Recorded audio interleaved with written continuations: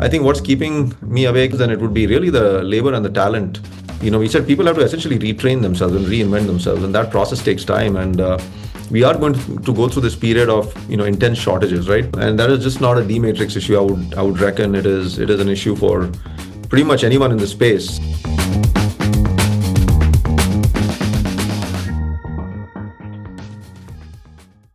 Good morning, good afternoon, or good evening, depending on where you're listening. Welcome back to AI and the Future of Work, episode 366. I'm your host, Dan Turchin, CEO of PeopleRain, the AI platform for IT and HR employee service. If you leave a comment, I may share it in an upcoming episode, like this one from Pamela in Providence, Rhode Island, who's a college professor at Brown. Go Bears. Pamela's favorite episode is the one with Matt Bean, author of The Skill Code, who teaches at UCSB, Go Gauchos, from season 5 about mastering skills to stay relevant in the age of AI. Share a link to that one in the show notes. Of course, we learn from AI Thought Leaders Weekly.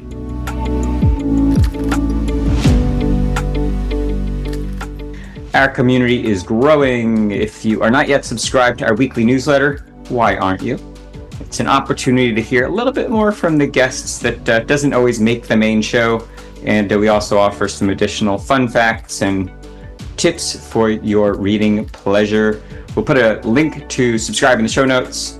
We are all in this together. If you enjoy today's episode, or of course any other, share it with just one friend. That's all I ask. They'll know you care about using AI to make humans better.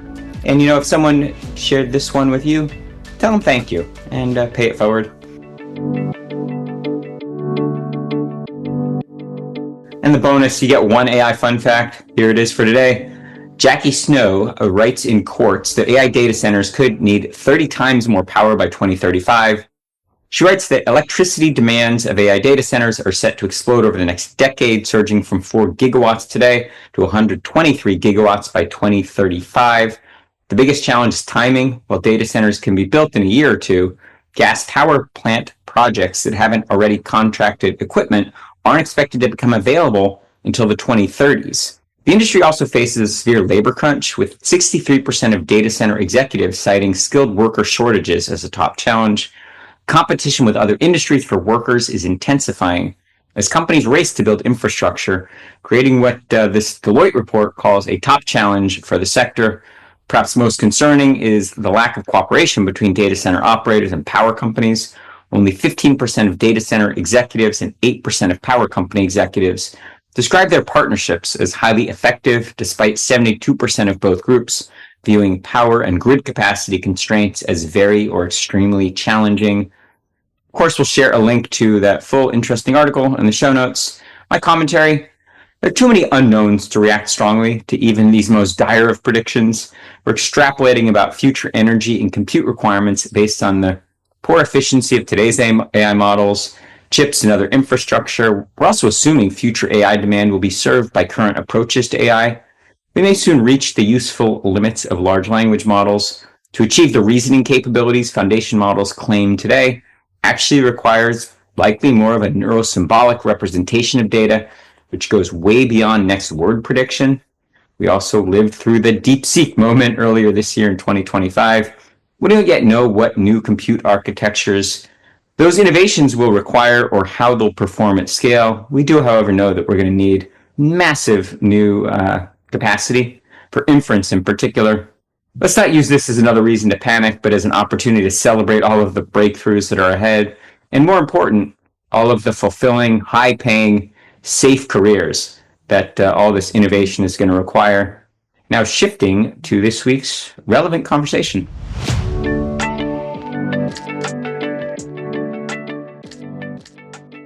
Sid Sheth is the CEO of AI chip company D-Matrix, which he co-founded in 2019. Sid and the team have raised more than $160 million from Microsoft M12, among others, to make AI inference efficient and scalable for data centers. Sid's vision was born from deep experience in the semiconductor space. He and the team have collectively shipped more than 100 million chips that have generated over $5 billion in revenue. Not many can say that. Prior to D-Matrix, Sid was an executive at companies including Infi, Broadcom, NetLogic, and others. He holds an MSEE from Purdue, Go Boilermakers, and a BSEE from Gujarat University. Without further ado, Sid, it's my pleasure to welcome you to AI and the Future of Work. Let's get started by having you share a bit more about that illustrious background and how you got into the space. Yeah, no, hey Dan. So thank you for having me on the show. It's super fun to be here. And thanks for that introduction. You pretty much covered everything that I wanted to say. But let me just talk a little bit about what got me to where I am today, right? I come from a family of entrepreneurs in India. My grandfathers, both paternal and maternal, were entrepreneurs going back to the 1940s. Both of them pioneers in their own right. Kind of left home at a very early age to essentially learn the trade, and eventually went on to become entrepreneurs, very successful entrepreneurs, started their own businesses. Same with my dad. He was a pioneer in his own right, came to the United States. He was the first in the family to come to the US back in 1958. So he stayed here for about 10 years, went back, and then became an entrepreneur, started his own business. So I think it runs in the family. This is something I probably always wanted to do. It was in my DNA, and I started my career at Intel, as you talked about. I was getting just very excited. This is the mid 90s. I was getting very excited about what was happening in the semiconductor space, and chip innovation was on the forefront of everyone's mind at the time. It still is. So I kind of jumped in and did my master's degree in electrical engineering, learned everything about what it takes to build chips, and then came to the Valley, Silicon Valley, and joined Intel. And spent, this was 96, 97. So we were kind of getting into the last 3 to 4 years of the previous platform shift, the internet platform shift. Things were very exciting, a lot of startups getting created. And within a few years of coming here, I was pretty clear that, I wanted to try my luck at, doing a company someday. Right. I felt that I was too young back then. I would have loved to kind of jump in right back then, but I was too young and I needed the experience.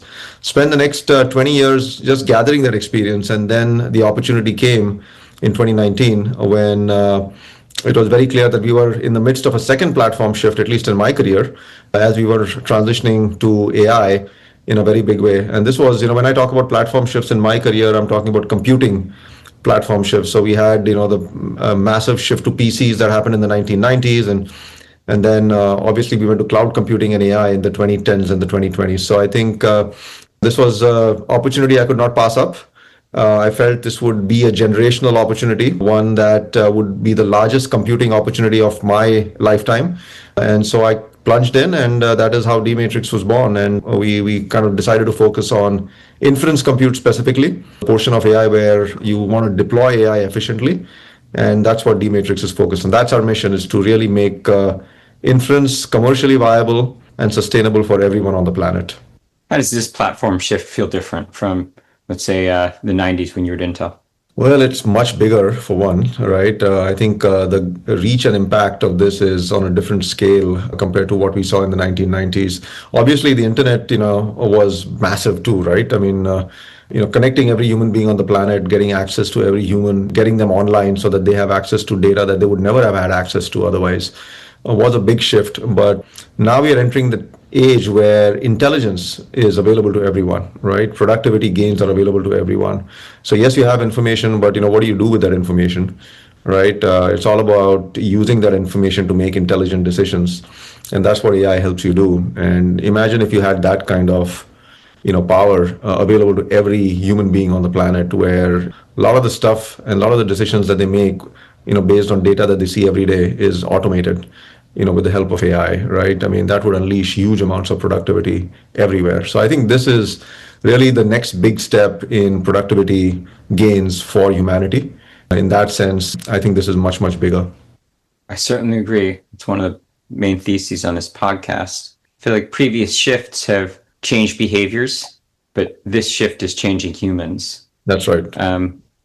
I've heard you say similar things. Listening to your great interview with Dave Vellante on theCUBE recently. Mm-hmm. Unpack that a little bit. What do you think is changing about humans, and what does AI unlock that previous technology shifts didn't really have the capability to do? So I think one thing that you hear a lot about, a lot of the narrative out there around AI is really around people still seem to have that sense of apprehension. Oh, what will AI do to me personally, and how does that affect me? And somehow fear is always the predominant narrative, at least initially in the adoption phase of these kind of technologies, right? But there's really nothing to fear, right? I mean, if you're willing to embrace it, it's actually a tool at the end of the day that can only enhance what you want to get done, right? So, I think it kind of comes across as a zero-sum game between humans and machines, but it's not really a zero-sum game. It's a net additive, right? A big net additive, in my opinion. And we are not going into a world of fewer humans at work. We are really going to a world of humans with augmented work, and I think that is something human beings just need to embrace. That they created something that can only make them better, right?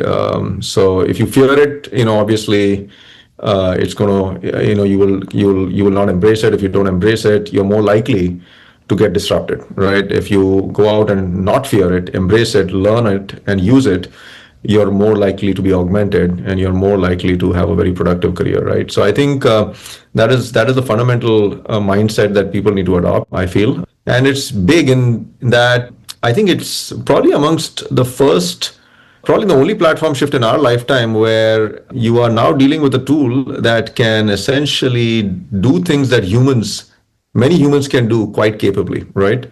It can think and it can make decisions, right? And this is something that we haven't seen before in any of the big platform shifts over the many centuries before us, right? So this is for the first time you're beginning to see a human creation of technology where the technology can actually think and do things that humans can do, in many cases do better than what humans can do, right? So this is intensely empowering for those who want to take it and use it to let AI do things that it does better than them, and they can then augment themselves to do things that they were meant to do or can do. So it is an opportunity for growth for everyone. So I think this kind of shift is unprecedented. I don't think we have seen anything like this in the past many centuries. So I think in that sense, obviously, this is much, much bigger. I like the way you finished that sentence, that this shift is intensely empowering for humans. A lot of people feel the opposite, that it's intensely concerning or a source of anxiety. Yeah. In the fun fact article I shared, there's a massive gap in the labor available to build out the data centers and deploy infrastructure, including D-matrix chips, and I mean a lot of this requires human ingenuity and skilled labor that we don't have today. What's your pitch to everybody who feels like they're in a career that may be reaching the end of its life cycle, and what kind of opportunities is this shift going to create that don't exist today? Yeah. So a couple of things there, right? First of all, I think it's a very limiting mindset to think that we're going to have fewer opportunities moving forward because of what AI is going to do, right? That's certainly, in my opinion, a very limiting mindset. I think the amount of opportunities are going to explode.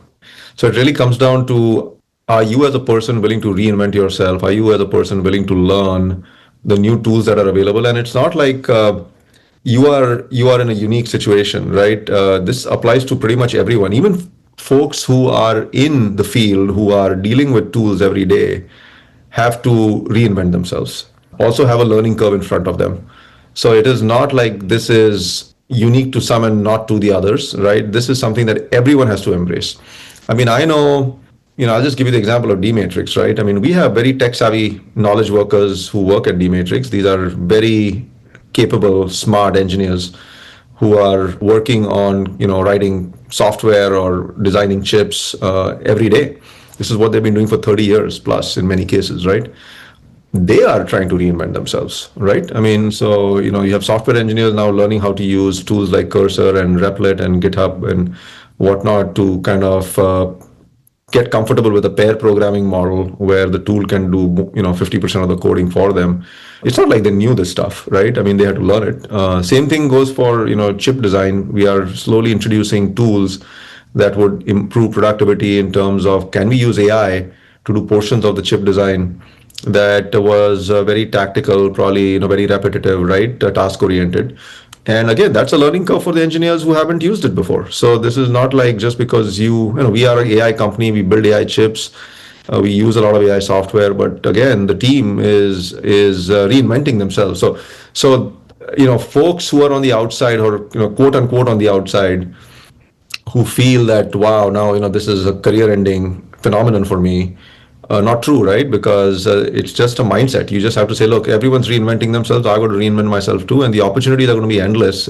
It's just up to me to tap into which of those opportunities I want to take advantage of, right? It's a brave new world. In fact, I would argue that every time there are these changes, it's an opportunity to up-level your career, right? Because you were in a dead-end career when things were stagnant, and you really couldn't innovate because really you had no option. But now, guess what? It's the wild, wild west. Everything is wide open. You can go reinvent yourself, up-level your skills, go and do things that you never thought you could do. So I think there's a phenomenal opportunity for anyone who wants to embrace it. D-Matrix is really at the forefront of enabling the infrastructure that's needed to empower all the people and do all, create all the jobs that we're talking about. It really is the reason I was looking forward to this conversation. And I've heard you refer to the current phase as being the age of inference. Yep. Talk us through training versus inference and just educate our audience about the need for a focus on chips that are optimized for inference versus training. Yeah. So I think, let's take a step back, right? Go back maybe 10 to 15 years. How did this all get started, right? I mean, AI, people have been trying to use the concept of AI, and how to use it has been around for, multiple decades. People have, tried it in the 1960s and, back in the 1980s. So there's been pockets of extreme optimism followed by pockets of intense pessimism after that, right? So we've kind of had multiple nuclear winters till the moment in 2012, when most people consider that the Big Bang moment of modern deep learning. And what happened there was, essentially there was a convergence of compute capability with the availability of GPUs. There was obviously, the cloud platform shift was underway. So data curating platforms and data gathering platforms had matured to a point where you can now, had large, vast data lakes where you can take all of the data, you can curate it, you can throw it at the compute, and you could essentially create, AI really needs a lot of data and a lot of compute, right? So the graph algorithms that AI is made up of have been, around for decades, but we could not really make much use of them because we did not have enough data, we did not have enough compute. But I think 2012 was the first moment where you kind of a convergence on all three. You had the graph algorithms which got sophisticated along with data and compute, and for the first time, especially when it came to image recognition tasks, AI demonstrated that it was actually, took a significant leap forward, and within a few years was better than humans. Right, so that became the Big Bang moment, and then that unleashed, the current modern deep learning wave, and people said, "Wow, I can train a vision model now. Let me train other types of models." And there was this snowball effect that kicked in, where multiple research labs started training various different models of, and what they quickly realized is, wow, the more data I throw at the model, the bigger the model gets, the smarter it becomes, the more capable it becomes. And so we went on this journey for the last 10 years, in what I call the training, realm of AI. The last 10 years, all about training different types of AI and just unleashing different capabilities. And that's not very different from us human beings. We spend the first 20 years of our life going to school and college, educating ourselves. We learn all kinds of stuff. In some cases, we do PhDs or double PhDs or what have you, right? But we educate ourselves, acquire a lot of knowledge, and that is really the phase that we were in over the last 10 years. It's just training a lot of AI and making it very capable. But then you had the ChatGPT moment. I like to think about that as the first graduation moment, right? And then we had the DeepSeek moment, early part of this year, where the conclusion quickly and the narrative quickly changed to, wait, now I think we have enough, model training done. We have lots of capabilities unleashed. It's time to start using this stuff. Not to mention, lots of CapEx dollars had been already spent on getting to that point. So how do we now find a return on investment on all those CapEx dollars, right? So that is really what changed in 2025 is post DeepSeek. What DeepSeek taught the world was you really don't need to be on this gravy train of bigger is better, right? Models don't have to keep getting bigger to get better. In fact, you can take models, big models, capable models, and distill them down into smaller models. And those smaller models retain most of the capabilities of the bigger model, right? And the retained capabilities of the smaller model are actually generally applicable to lots and lots of people who can do a lot, lots of stuff with it. Not everybody wants the generic capabilities of a very large model. Most people want the specialized capabilities, of a smaller model, but the smaller models are actually fairly generally capable to begin with. So you can do a lot with them. So that unleashed the age of inference, because now you have these smaller, more efficient models that can run on multiple compute platforms, and you can essentially it's much easier to write applications around these smaller AI models, and that has led to the current wave of investments where people are beginning to see that in the next few years you will have tons of applications running on these smaller models, and we'll enter the agentic era, where you'll have machines talking to machines, you'll have agents. Essentially, agents are really models, right, under the surface. They'll be smart enough to understand simple commands in English, break down tasks, reason, and go off and do pretty complex tasks on their own. So once you get there, I think then you can truly start unleashing productivity. But imagine making that available to all of humanity, and the amount of compute you need to make it available to all of humanity, which is why you're seeing all these big announcements, hundreds of billions of dollars of compute being deployed over the next, call it 5 years, to unleash that capability and make it available to all of humanity. And D-Matrix is part of that journey. We are part of that second part of the journey, which is we didn't focus on training. We focused only on inference, where we are now focused on working with various partners and customers to deploy an efficient inferencing solution for the world, so that it becomes easily available, accessible, sustainable, viable for anyone who wants to use inference, and everyone will want to use inference on this planet. So the trend is certainly toward more compute intensive AI tasks with reasoning models, agentic AI, long running queries, even code gen. So first, maybe take the overside of this argument. That why would you say it's likely that trend of more compute intensive activities, AI activities requiring, or kind of that trend proliferating? Is that, I assume that's a part of the D-Matrix thesis, but is that likely to continue? Yeah. No, absolutely. It will continue, because people just want, once you make this available to people, they find ways to use more and more of it, right? And they want the use cases just explode, and you identify things and tasks that you want to do that I think we haven't even thought about today. So we are kind of just barely entering the phase where you're making this available to everyone, and people are already finding use cases and things with AI that we hadn't thought of 3 years ago. So that is what is going to lead to that compute intensity, because you're going to have everyone getting in there using this multiple times. I mean, if you just look at the token generation trends, right? I mean, token generation is really intelligence. You're unleashing, you're basically mining for intelligence from these models. We have grown that to, what was the number I heard? 10 trillion tokens. Just Google's numbers were 10 trillion tokens per month, going to close to 500 trillion tokens, right? So like almost a 50x jump in the amount of intelligence mined in a span of 1 year, right? And that's just one company. So I think, and then what are people doing with all this intelligence? Some of it could be just raw search, right? Mining for data. But a lot of it is just people trying to get a lot of work done. Most, as you said, coding and reasoning, and reasoning is just barely getting started, because post DeepSeek, there was the first open source reasoning model that became available to the world. And after that, there has been like a snowball effect of multiple open reasoning models getting launched into the world. So over the last 8 or 9 months, we had like one reasoning model in all of 2024, and that was O1 from OpenAI, or maybe two, O1 and O3.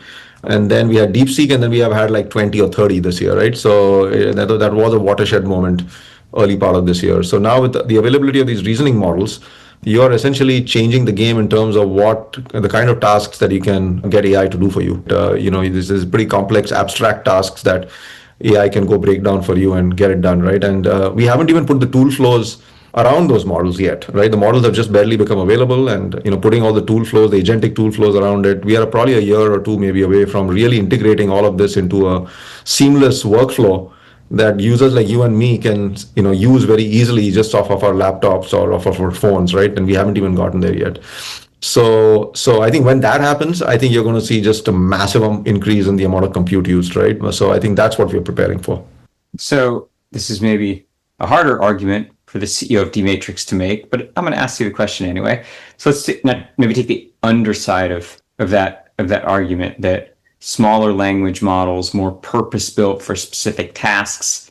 We've both talked about kind of the DeepSeek moment, but potentially there are different model architectures that make them more compute efficient. What's the likelihood that the trend will flatten, or because of the increased efficiencies, the need for additional tokens doesn't continue to grow kind of geometrically? Yeah. So a lot of people have talked about that, but I think history doesn't. The precedent from history is very different, right? And people have, and now off lately, everyone's talking about the G1's paradox. The G1's paradox. I don't know how many of your listeners know about this, but G1's paradox essentially says that every time there is a new technology innovation, it makes things more efficient. And the initial argument is, wow, if this new technology innovation has made things more efficient, there should be less of it, not more of it. But actually people find a way to use much more of the technology innovation, and over time you are actually using a lot more of that than you originally thought. So the usage of the technology far outpaces the efficiency that it brings, right? It's really the efficiency that drives usage, but the usage far outpaces the efficiency gains, right? And so that's what we'll see with AI. Obviously, AI is going to introduce a lot of efficiency gains, and assuming that the amount of usage stays the same, then yes, there is going to be less usage because efficiency will bring the amount of usage down. But no, what we will see instead is, because of the efficiency gains, there'll be an order of magnitude, maybe multiple orders of magnitude of usage gains that will far outpace the efficiency gains, right? And so there'll be a lot more of AI usage. So we don't see a flattening. In fact, then we are already, I just stated, the numbers earlier on token generation just from one company, Google. It's like 50x increase in token generation or intelligence mining in 1 year, and that is, by the way, in that 1 year there was a lot of efficiency gains too. So in spite of those efficiency gains over that 1 year period, we saw a 50x increase in token generation, right? So I think that is. That is what we expect. We don't expect the curves to flatten. The demand is just going to intensify from here. So based on the numbers that are always in the billions and trillions that are being bandied about in terms of investments going into chips and infrastructure and data centers and not just models, clearly that's the opportunity for D-Matrix. What's going to take for D-Matrix to start showing up in the conversations, not so much NVIDIA and AMD and kind of some of the incumbents or the legacy players, but when is that market going to wake up and realize the need for purpose-built chips for inference, and maybe a more innovative modern approach is better than what kind of some of the incumbents have brought to market? Right. Some of these incumbents have been around for many years, right? So they have kind of a time advantage, and not to mention they've been working on GPUs, right? GPUs are a 30-year-old compute engine, right, that has been around for many years with a pretty strong software ecosystem. So it's a great, if you ask me, the GPUs are a great on-ramp to the AI journey for anyone. You need something that is fairly general purpose, that is fairly mature, right, that people can use today to get their AI journey started. But once we get to the point in the journey where everyone is using it, everyone is familiar with it, now they want to do more with it, they want to get more efficient, they want to get more cost effective. Usage has exponentially increased, and suddenly running everything on a GPU does not make sense for energy reasons or power reasons, or it's not fast enough, right, for speed reasons. That's when the second phase of deployment would be around purpose-built accelerators, right? So that's when, and by the way, I think the folks and the customers we talk to that are on the forefront of this trend, they have already embraced and acknowledged that we are going to live in a world of heterogeneous computing when it comes to the world of inference. It's not going to be only GPUs, it's going to be GPUs plus, accelerators, right? So that is already well acknowledged fact for anyone who's on the forefront of deploying this type of compute. But the more mainstream, broad, deployment and availability of this new type of compute to everyone will take a few years, because you need the technology to mature, you need the product to mature, you need the ecosystem to mature, the software to mature, the applications to get built around that. And that's typically a journey of many years, right?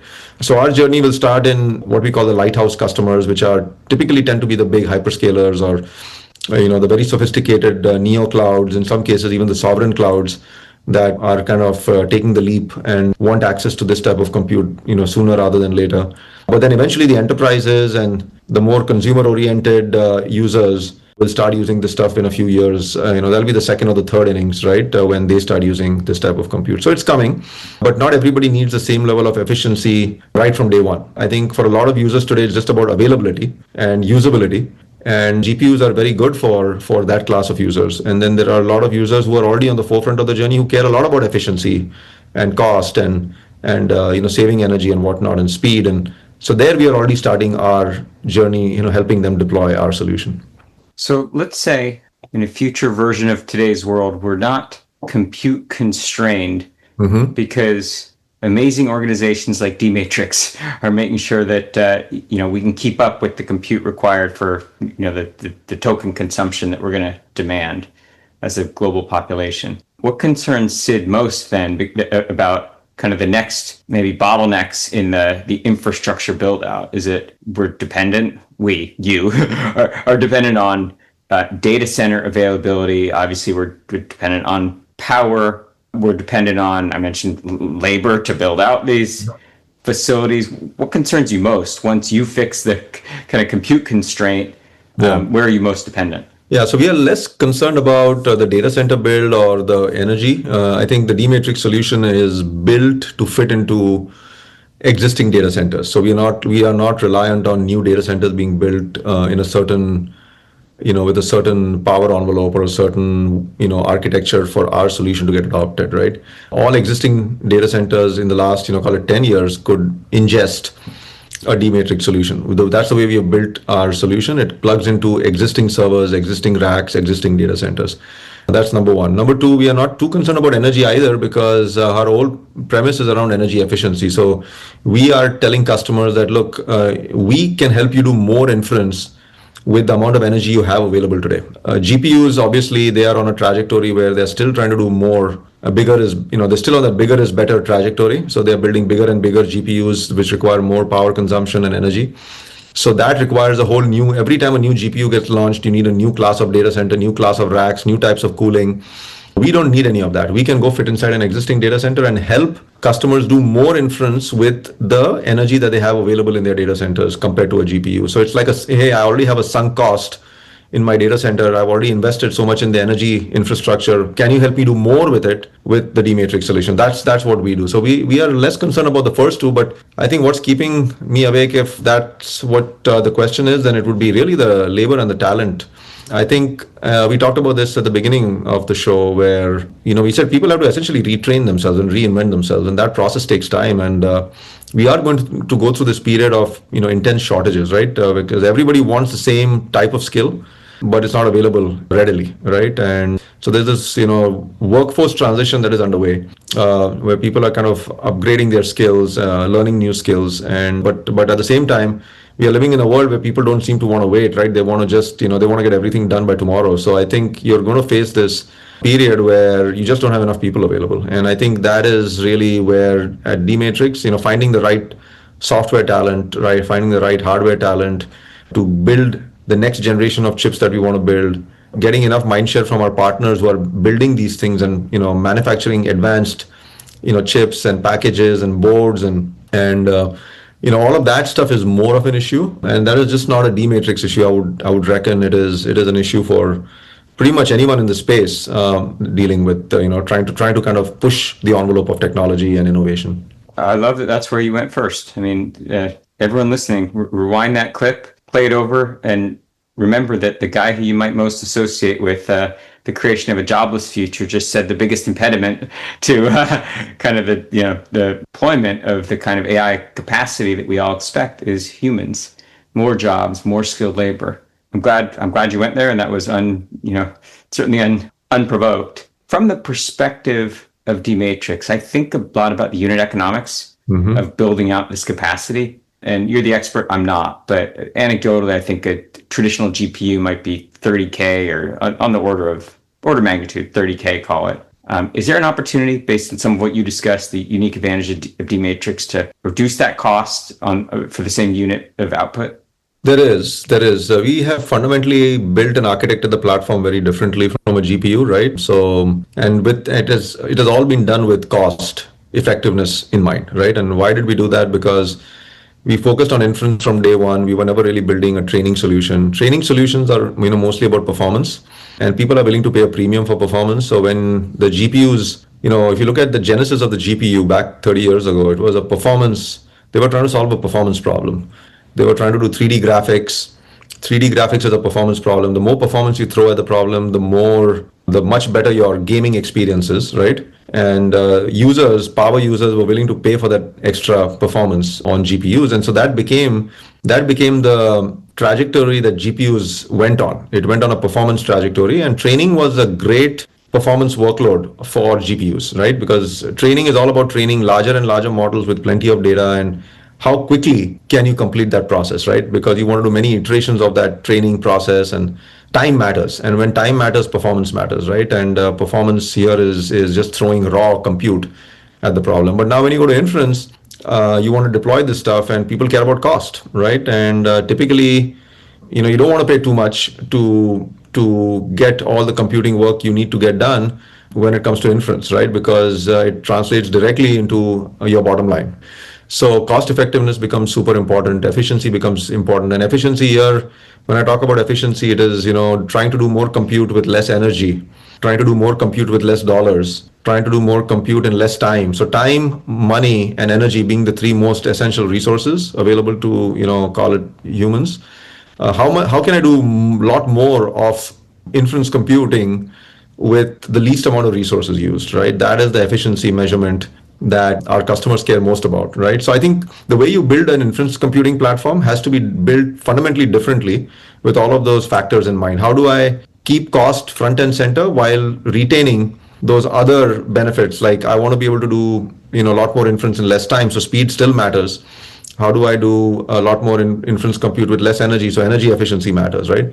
So I think it's just you have to rethink the whole thing. And that's what we have done at D-Matrix. We have essentially started with a clean slate approach, went back to first principles, built something that not many people have built before. It looks very different, from a hardware perspective to anything that has been built before it, right? And that is what has given us a lot of these benefits around cost and unit economics, because we kind of focus so much on that one inference problem and build the solution purpose built, right, really for inference, right? So we are not nearly as expensive as the expensive GPUs and the HBM memory that goes along with it, right? And those will continue, by the way. Those solutions are great for training, and training will continue because the journey to artificial general intelligence, AGI, and then on to artificial super intelligence after that is still, going to be a long journey. And, you need those GPUs and those expensive, GPUs with HBM and all that performance for that application. But for inference, you need something that's fundamentally different, we think, and that is where D-Matrix will shine. In the context of the conversation we've been having about the AI infrastructure economy, I'd like to get your perspective on the new innovation from D-Matrix. I've read about Squad Rack. Yep, that's right. What it is and how does it fit into the context of where D-Matrix is going? Yeah. So before I talk about Squad Rack, let me just tell you our thesis and philosophy around how we want to take the product to market. We have a very collaborative approach of taking the product to market, right? So I think one approach you could take is I'm just going to build the whole solution myself, right, and force my customers to buy the entire server, the entire rack, right? And we on the other hand felt that when it came to inference specifically, it didn't make sense to insist on that, right? Because you're servicing a broad set of customers. Each of them has a slightly different need, and there are customers who want to run big models and small models, and they want to run they want to run it fast, and they want to run it really low cost in some cases. Some people care about latency, and so the needs are so diverse that there is really no one size fits all, right? So I think taking this collaborative approach to take a product to market allows us to kind of form fit our solution into a customer's needs, as opposed to telling them, no, sorry, you're just going to have to buy what we built, and you go form fit this into your needs, right? That typically will not work in the case of inference. In the case of training, actually, that is probably okay, because the number of people who do big model training is only a handful of people, handful of companies on the planet. I think I can count 5 of them. And they are very used to working with that model. And they, in fact, they want a form fit, one size fits all model. And you're training one big model at any given time, so you can use that approach with training. But with inference, the needs are just too diverse to take that approach. So I think that's the reason we took the approach we took, where we have, we build accelerator cards. We build, compute accelerator cards for inference. When we need to scale that out and connect those, multiple cards to each other, we created another solution called Jetstream, which is Jetstream is our IO solution, which allows us to connect multiple compute cards. The compute card today is called Corsair. So we can connect multiple Corsair cards using the Jetstream card, right? And so we have these cards, and that's the product that D-Matrix builds and D-Matrix offers to customers. Now, what we do is we work with collaboratively with multiple server partners and who take these cards and essentially install and integrate these cards into their server solutions. And there are many companies in the world who build AI servers, likes of Supermicro and Dell and HP and Lenovo and others. And so we work with a whole bunch of our partners who can then take these cards and integrate it. And then we also have a rack partner. So, partners who will build us a rack that can fit these servers. In many cases, it's the customers who already have their racks, and these servers are standard, industry standard servers that fit into these racks. So now suddenly we broaden the options that our customers have, because our customers can choose which server partner they want to work with, which rack partner they want to work with. We use standard air cooling, so it's not like you need any fancy cooling technology. So that again gives them a lot of optionality in terms of what kind of air cooling they want to use, right? And so that really opens up a broad set of choices at our customers.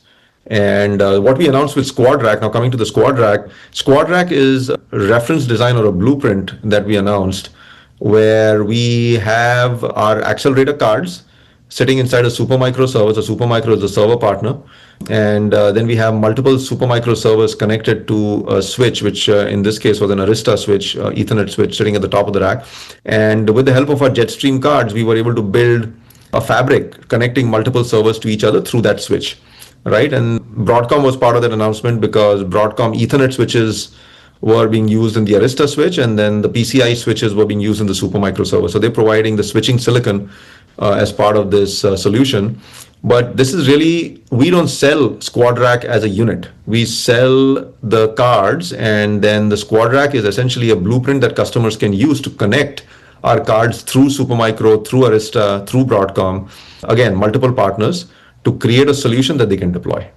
So I have a lot of questions that I'd like to ask, but I may need to save them for the next episode. We're about out of time, and I'm not letting you off the hot seat without answering one last important question for me. Sure, yeah. Coming full circle, you talked about your entrepreneurial background and your upbringing. There's this very poignant post on your website about a time back in 2020 when it wasn't a foregone conclusion. The D-Matrix was going to make it. And as entrepreneurs, kind of made the hair on the back of my neck raise, because you're not a real entrepreneur until you sweated payroll. And, you've lived through that near-death moment. Yep. Talk us through the decision to raise what you raise, and just that, that near-death experience that you had, and, how what everyone now might see as an overnight success at D-Matrix, it maybe wasn't always that case. Talk us through that story. Yeah. So the 2020 near-death experience was our first near-death experience, right? We have had multiple near-death experiences. We just got better at dealing with them once we had the first one. But the first one was obviously the test, right? The real test. And a lot of companies don't make it through that first one, right? Because that's where it's your trial by fire, so to speak, and you got to make it through it. So this was this was December of 2020. So we were getting into the Christmas holidays, and we were operating on seed money at the time. So we almost did that second 3 million, but luckily it happened. But all of this money was going to run out by the end of 2020, and we had essentially built a chip that was going to prove to the world that the ideas that we had were actually practical, right? And they were pretty, as I told you earlier, we were building a chip for inference. We had gone to first principles, back to the drawing board, clean slate, taken these very revolutionary approaches to building an inference solution. So the world wanted to see whether they were viable and practical before they kind of allowed us to go to the next step, right? So we were at that point in the journey where this chip was about to come back, and we were going to have it work and then show to the world this actually works, and then that would allow us to go to the next step, which would be our Series A round, where we would then co-commercialize that technology, right, and that chip. And that's where we kind of fell short, right, or we were about to fall short, because it was December of 2020, money was running out. We started the process of raising money in October, November. I mean, we've been raising all along, of course, but October, November is when things got really kind of, desperate. And, we got into December, and we were still not able to raise the money, right? And So here we enter Christmas. I have 2 weeks of payroll left, and chip is coming back, third week of January. And TSMC was, manufacturing the chip for us, and they said, yeah, you owe us, $500,000 if you want access to the chip. And we didn't have the money. We didn't have $500,000 to pay them. I had 2 weeks of payroll and I was done, right?